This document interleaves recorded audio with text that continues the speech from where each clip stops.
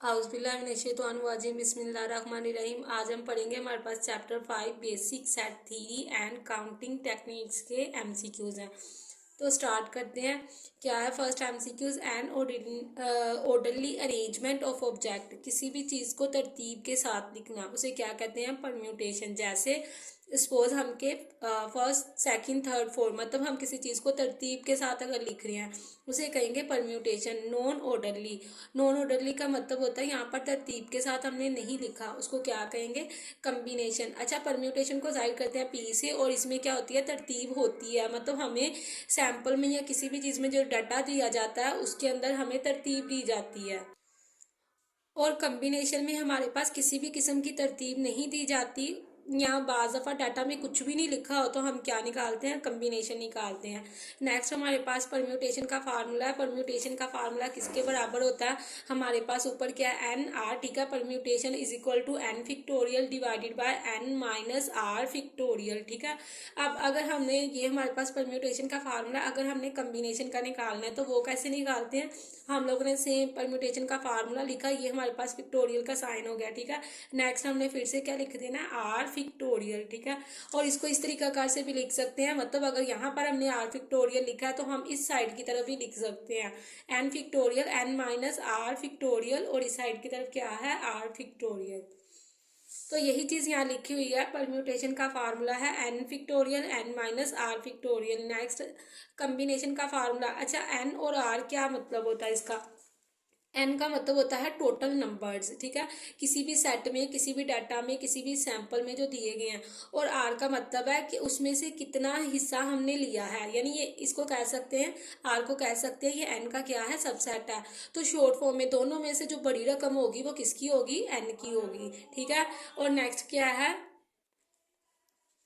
Next हमारे पास MCQs क्या है? अब यहाँ पर कहा गया है ये कम्बिनेशन किसके बराबर होता है, तो असल में देखा जाए कम्बिनेशन का ये फार्मूला इसी के ही इक्वल भी होता है। यहाँ देखा जाए तो हमारे पास पावर के तौर पे क्या लिखा हुआ है? एन, और नीचे क्या? N minus R. यहाँ देखा जाए एन और आर है, ठीक है, तो इसको इसके बराबर भी यहाँ पर कंसीडर करते हैं, ये बात माइंड में रखनी है। यानी एन कम्बिनेशन आर किसके बराबर, यानी कम्बिनेशन का जो फार्मूला है वो किसके बराबर है? अगर नीचे भी हम एन लिख के दोबारा से आर लिख दे तो वो उसी के बराबर होगा। तो यहाँ दोनों एन है, ठीक है, पहले एन है, एन माइनस आर, और यहाँ सिंपल में नीचे क्या है? सिर्फ आर है। तो ये हमारे पास यहाँ पर डिफरेंस है। नेक्स्ट हमारे पास एमसीक्यूज क्या है? कम्बिनेशन का फार्मूला, तो सेम वही चीज़ है हमारे पास, एन माइनस आर फिक्टोरियल और आर फिक्टोरियल। तो ये हमारे पास कम्बिनेशन का फार्मूला।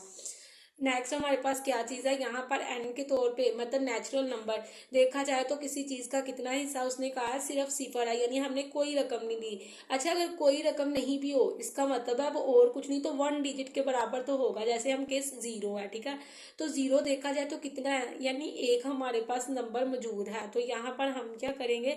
इसको किसके बराबर रखेंगे? इसका आंसर क्या आएगा? वन, क्योंकि अगर हम वन का कम्बिनेशन निकालें जीरो के साथ तो ये किसके बराबर आता है? वन के बराबर ही आता है। तो एन की जगह हमने यहाँ पर क्या सपोज किया हुआ है? वन सपोज किया, ठीक है। जैसे वन यहाँ पर हमने लिख दिया ये कम्बिनेशन का, ठीक है, साइन, और यहाँ पे आ गया जीरो, तो ये फिर से किसके बराबर होगा? वन के बराबर ही होगा।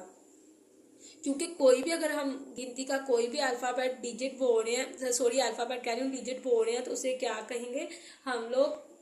वन के तौर पे ही कंसीडर करेंगे। जैसे अगर जीरो भी कह रहे हैं तो इसका मतलब वो कितने डिजिट है? वन है। नेक्स्ट हमारे पास है कम्बिनेशन। तो कम्बिनेशन को हम लोग कैसे फाइंड आउट करेंगे? सिंपल, हम कैलकुलेटर से भी इसको शॉर्ट फॉर्म में सोल्व कर सकते हैं। एट कम्बिनेशन का साइन, ठीक है, और थ्री, तो ये हमारे पास किसके इक्वल जा रहा है? 56 के। नेक्स्ट हमारे पास एमसीक्यूज फिर से सिक्स कम्बिनेशन और थ्री, तो ये हमारे पास 20, तो ये हमारे पास आंसर सही जा रहे हैं। अब यहाँ पर कुछ भी नहीं बताया गया, इसका मतलब है यहाँ पर क्या चीज़ बताई गई होगी? कम्बिनेशन, क्योंकि उन्होंने हमें सीक्वेंस नहीं बताया, और कम्बिनेशन में नॉन ऑर्डरली यानी सीक्वेंस नहीं होता। तो यहाँ पर हम मिड में यहाँ पर क्या सपोज करेंगे? सी। तो निकालते हैं टोटल रकम क्या है? 10, और उसका कम्बिनेशन कितना है? 3, तो 10 कम्बिनेशन 3 इक्वल 120 के। नेक्स्ट हमारे पास क्या है? उन्होंने कहा है इसका पावर सेट निकालें। तो पावर सेट का फार्मूला क्या होता है? 2n, n का मतलब होता है नंबर। यहाँ देखा जाए तो कितने नंबर है हमारे पास, 1 2 3, हमने यहाँ पर लिख दिया 3, ठीक है, इसकी पावर ले ली तो 2 दूनी 4, 4 2 8, तो ये हमारे पास आंसर आ गया। यही चीज़ यहाँ पर आंसर है, ठीक है। नेक्स्ट एमसीक्यूज करने से पहले आप सबसे एक छोटी सी रिक्वेस्ट है, मेरे कुछ कोलीग्स हैं जो कि ये तीन खाना खोलने के बहुत ख्वाहिशमंद है, उसके लिए फंड इकट्ठा कर रहे हैं। अगर आप नेकी के इस काम में कंट्रीब्यूशन करना चाहते हैं तो नीचे जो डिस्क्रिप्शन में नंबर दिया गया उसके पे जैज़ कैश करवा सकते हैं, या इसके हवाले से आपको कोई भी इंफॉर्मेशन है, ठीक है, तो आप कमेंट बॉक्स में लिख सकते हैं, या कोई राय देना चाहते हैं तो लिख सकते हैं। And don't forget to subscribe my channel and like my video. तो नेक्स्ट एमसीक्यूज क्या है, a set which contains countless, वो चीज़ें जिसको हम गिन नहीं सकते उसे क्या कहते हैं, उसे क्या कहते हैं, इन्फिनिटिव। फिनिट का मतलब होता है जिसे हम गिन सकते हैं, काउंटलेस का मतलब होता है जिसे नहीं गिन सकते, ठीक है, और काउंटेबल गिन सकते हैं। इसका मतलब है उसने कहा वो सेट जिसके एलिमेंट्स, मतलब वो कितने एलिमेंट्स है उसको हम नहीं गिन सकते, तो उसे क्या कहेंगे, इन्फिनिटिव। इन्फिनिट का मतलब क्या होता है, जिसे हम गिन नहीं सकते, ठीक है, और फिनिट जिसे हम गिन सकते हैं। नेक्स्ट है हमारे पास ए इंटरसेक्शन बी निकाले, तो इंटरसेक्शन में वो चीज़ें लिखी जाती हैं जो दोनों में होती हैं, मतलब कॉमन होती हैं। अब यहाँ देखा जाए यहाँ भी 5 है, यहाँ भी 5 है, तो हमने नीचे लिख दिया 5। नेक्स्ट हमारे पास परम्यूटेशन निकालना है हमने, हम इसको भी कैलकुलेटर से बहुत इजीली निकाल सकते हैं। हमारे पास परम्यूटेशन की जो एलिमेंट्स हैं वो क्या है, 3, और परम्यूटेशन के साइन के लिए हम शिफ्ट कम्बिनेशन का ही हमारे पास साइन यूज होगा यहाँ पर। अब देखा जाए पी परम्यूटेशन लिखा जा चुका है, तो ये हमारे पास हो गया 2, तो ये आंसर क्या आया है, 6, ठीक है। दोबारा से देख लेते हैं हमने क्या किया, 3, लेकिन हमने जो कम्बिनेशन का हमारे पास बटन था हमने उसको किसके तौर पे यूज़ किया है, शिफ्ट के साथ यूज़ किया है, तो ये खुद ब खुद परम्यूटेशन में चेंज हो गया, ठीक है, 2 और ये इक्वल, तो 6। नेक्स्ट हमारे पास क्या है, ए यूनियन ए, मतलब अगर ए और यूनियन ए ही निकाला जाए तो यूनियन में क्या होता है, यूनियन में दोनों में जितने भी हमारे पास एलिमेंट्स होते हैं वो सारे के सारे लिखे जाते हैं। जैसे सपोज हमारे पास ए किसके बराबर है, 1 2 3 के, इसी तरीके से हमने दूसरे में भी क्या लिया, अब हमने इसका लेना यूनियन, हमने इसको 2 दफ़ा लिखा और इसके अंदर मिड में साइन यूनियन का यूज़ कर लिया। अब हमने सारी की सारी वो इन्फॉर्मेशन लिखनी है जो कि हमारे पास दोनों में है, यानी ये नहीं कॉमन है। कॉमन का मतलब क्या, इंटरसेक्शन निकालना, तो हम ये वाला काम यहाँ पे नहीं कर रहे। अब यहाँ भी 1 2 3, और देखा जाए जो 2 दफ़ा होते हैं उसको एक ही दफ़ा लिखा जाता है, और यहाँ पर सीक्वेंस से लिखा जाता है, तो ये हमने सीक्वेंस के साथ इसका यूनियन निकाल दिया, और ये फिर से किसके बराबर आया है, ए के ही बराबर आया, ठीक है।